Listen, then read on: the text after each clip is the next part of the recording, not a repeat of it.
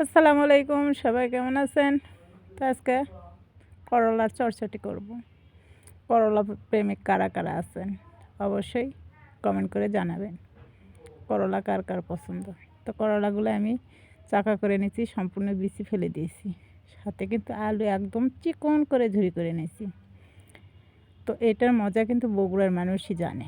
তো সাথে আছে মোয়া মাছ দিয়ে দারুণ স্বাদের একটা চচ্চড়ি বানাবো।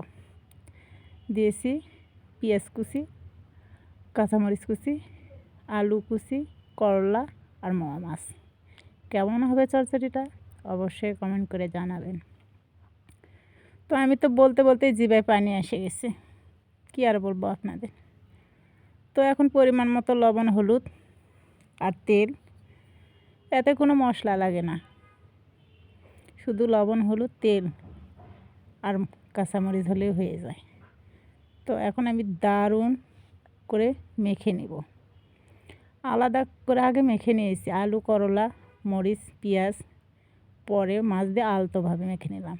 তো এটা এখন আমি একটা পাতিলের মধ্যে করে চুলায় বসিয়ে দেব। খুব মজা হবে, তাই না? খেতে কিন্তু দারুণ হবে, অবহেলা করেন না, খুব মজার একটা জিনিস। এটার স্বাদ কিন্তু শুধু বগুড়ার মানুষই বোঝে, তাই না?